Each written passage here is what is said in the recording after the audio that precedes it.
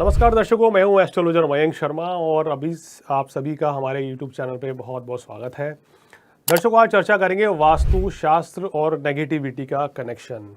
क्या है वास्तु शास्त्र का सीधा सीधा नेगेटिव एनर्जी से कनेक्शन, इसके बारे में आपको बताएंगे कि किस तरीके से हम देखते हैं कि हमारे घर में वास्तु दोष होता है या नहीं भी होता है, लेकिन नेगेटिव एनर्जी के कारण आपके घर में जो है खुशहाली जो है वो बर्बादी में तब्दील हो जाती है। कई बार ऐसा भी होता है कि हमारे घर में कोई ऐसा व्यक्ति आता है जिसके आने के बाद हमारे घर में नेगेटिविटी आ जाती है, क्योंकि उन व्यक्ति के अंदर नकारात्मक ऊर्जा होती है। और कहते हैं ना कि कोई व्यक्ति आपके घर में आता है तो वो प्रोस्पेरिटी भी ला सकता है, वो पॉजिटिविटी भी ला सकता है और नेगेटिविटी भी ला सकता है। तो आजकल जो एक नया चलन देखने में मिल रहा है कि लोग जो मिलने आते हैं, लोग उनके शूज़ वगैरह या सैंडल्स वगैरह स्लीपर्स बाहर ही तुड़वा देते हैं। कहते हैं कि इसमें नेगेटिविटी का वास होता है, अगर वो घर के अंदर प्रवेश कर जाएं तो घर में नेगेटिव एनर्जी वास कर जाती है। तो दर्शकों, कैसे हम अपने घर के वास्तु को ठीक करें, क्या कुछ चीज़ें ध्यान रखें या कैसे नेगेटिव एनर्जी से बच जाएं। आज की डेट में अगर 10 में से देखें तो मेरा जो अपना एक्सपीरियंस कहता है कि 7 से 9 व्यक्ति यानी कि नेगेटिव एनर्जी से पीड़ित हैं। उनको कोई नज़र लगी हुई है, उनके ऊपर कोई नकारात्मक ऊर्जा का वास है, या वो हमेशा नेगेटिव फेस में रहते हैं, नेगेटिव उनकी थिंकिंग हो चुकी है। तो ऐसा क्यों होता है? देखिए, सबसे पहले आप ये जानिए कि अगर आप भी शौकीन हैं रात को घर से बाहर निकलने के, नाइट पार्टी करने के, या रात को बाहर मीठा खा के घर से निकलने के, तो अपने की आदत को बदल डालिए, क्योंकि नेगेटिव एनर्जी मीठे के ऊपर, परफ्यूम के ऊपर बहुत काम करती है। कभी भी अगर आप इवनिंग में या नाइट में वॉक करने जा रहे हैं, किसी पार्टी से आ रहे हैं, तो डायरेक्ट मीठा खा के मत निकलिए। जैसे कि मिठाई हो, आइसक्रीम हो, इस चीज़ को खा के तुरंत बाहर निकलने से नेगेटिव एनर्जी हमारे साथ जुड़ सकती है, क्योंकि नकारात्मक शक्तियाँ जो होती हैं उनको ये सब चीज़ें, खुशबू से उनको बड़ा प्यार है, उनको मिठाई बड़ी पसंद है, तो कहीं ना कहीं वो आपकी ओर आकर्षित होती हैं और आपके शरीर में प्रवेश कर जाती हैं और वो स्वेच्छा से अपनी सारी इच्छाएं आपके शरीर के माध्यम से वो पूरी करती हैं या उनकी पूर्ति करती हैं या करवाती हैं आपके ज़रिए से। तो इस चीज़ का ध्यान रखें, कोई मसला नहीं है। अगर आप सोचेंगे सर कैसी बात कर रहे हैं, हम किसी पार्टी में जाएं, कुछ खाएं भी ना, ये कैसा पॉसिबल है, तो मैंने मना नहीं किया है। मैंने कहा है कि जब आप वहाँ से निकलते हैं, अगर आपने आइसक्रीम खानी है, वहाँ मीठा खाना है तो खाइए, उसके बाद 10-15 मिनट के बाद वहाँ से चलिए, कुछ थोड़ा सा नमकीन, कुछ नमक की चीज़ खा के चलेंगे तो आपके लिए अच्छा रहेगा। अब जैसे अगर आप अपने पर्स में लहसुन, हल्दी की गांठ या प्याज का छोटा सा टुकड़ा भी रख लेते हैं तो भी नेगेटिव एनर्जी इन चीज़ों से दूर भागती है। और अगर ये लाल कपड़े में बांध के रखेंगे तो विशेष लाभकारी आपके लिए साबित होता है।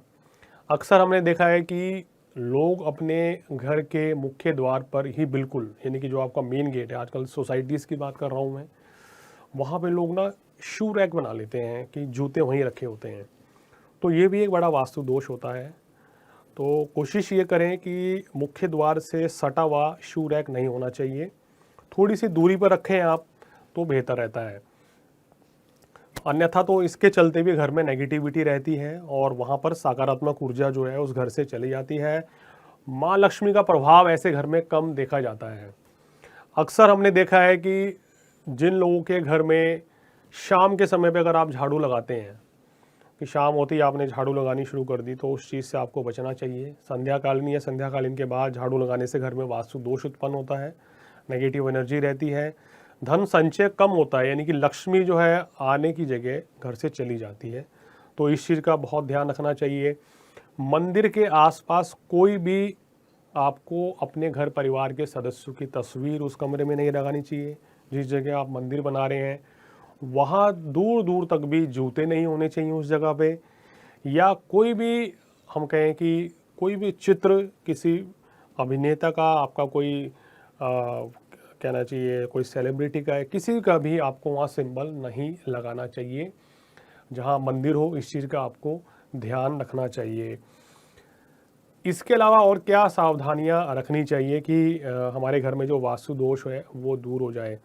देखिए, सबसे बड़ी लोग अक्सर गलती क्या करते हैं कि जिन लोगों के घर बहुत ज़्यादा फैले रहते हैं, जिन लोगों की किचन फैली रहती है या जिन लोगों के वॉशरूम्स गंदे रहते हैं, तो वहाँ पे राहु और शनि जो है वो एक्टिव हो जाते हैं और इसके चलते नेगेटिविटी हो जाती है और घर में बीमारी परेशानी घर कर जाती है, जिसके चलते आए दिन देखा है कि घर परिवार के सदस्यों के बीच में मनमुटाव रहता है, नकारात्मक ऊर्जा के चलते मनमुटाव रहता है, स्वास्थ्य संबंधी परेशानी होती है, खर्च अधिक हो जाता है, ये दिक्कत रहती है। और नेगेटिव एनर्जी जब हमारे शरीर में प्रवेश करती है तो हमें वो मानसिक और शारीरिक कष्ट देती है, जिसके चलते व्यक्ति के जीवन में काफ़ी उतार चढ़ाव रहता है। और ऐसा मैंने पढ़ा है कि नेगेटिव एनर्जी अगर हमारे अंदर हो तो वो हमें अपने हिसाब से चलाती भी है, यानी कि जैसा वो चाहती है वैसा ही हम करते हैं। तो इसलिए अगर आपको कभी भी अपने अंदर ये चीज़ें महसूस हों तो आप नेगेटिव एनर्जी का उपाय करें, इसको उतरवाएं तो आपके लिए बेहतर रहता है। इसके अलावा आपको क्या करना चाहिए, देखिए आपके घर में जो चूल्हा होता है, चूल्हे के सामने जो है, बिल्कुल सामने मैं कह रहा हूँ कि वाटर सिंक नहीं होना चाहिए बर्तन धोने का। अगर ये आमने सामने होता है तो वो भी बड़ा वास्तु दोष होता है। इसके चलते नेगेटिविटी घर में रहती है, खर्च अधिक रहता है। बहुत से लोगों को मैंने देखा है वास्तु विजिट के दौरान कि अपने किचन में ही वो छोटा सा मंदिर बना लेते हैं किचन वाली जगह में, या किसी भगवान की, माता रानी की तस्वीर किचन में होती है, तो वो भी एक दोष होता है। भगवान की तस्वीर जो है आप केवल मंदिर में ही रखें और बाहर किसी कमरे में या किसी भी खासकर बेडरूम में या किचन में तो बिल्कुल भी नहीं भगवान की या किसी देवी देवताओं की तस्वीर नहीं होनी चाहिए। इससे जो है वो नेगेटिविटी रहती है, वास्तु दोष जो है बढ़ जाता है। तो इन चीज़ों का अगर आप बेसिकली ध्यान रखेंगे तो काफ़ी चीज़ें आपकी लाइफ में बेहतर हो जाएंगी। और किसी ने आपको बोला है कि आपका मकान दक्षिण मुखी है और उस मकान को आप छोड़ दीजिए, तो ऐसा नहीं है कि दक्षिण दिशा अशुभ नहीं होती है। यम की दशा भले ही है, मंगल का इसके ऊपर प्रभाव रहता है, लेकिन इस दशा में अगर हम वास्तु के अकॉर्डिंग अपने घर को कर लें या घर के मुख्य द्वार पे पंचमुखी हनुमान जी की तस्वीर लगा लें तो वास्तु दोष को दूर कर सकते हैं। तो दर्शकों, इन चीज़ों को अगर आप बारीकी से ध्यान रखेंगे तो किसी बड़ी परेशानी से आप निजात पा सकते हैं और अपने घर के वास्तु को खुद भी ठीक कर सकते हैं। तो दर्शकों, आज फिलहाल इतना ही। अगले एपिसोड में किसी और जानकारी के साथ आपके सामने फिर हाजिर होंगे। एस्ट्रोलॉजर मयंक शर्मा को दीजिए इजाज़त। नमस्कार।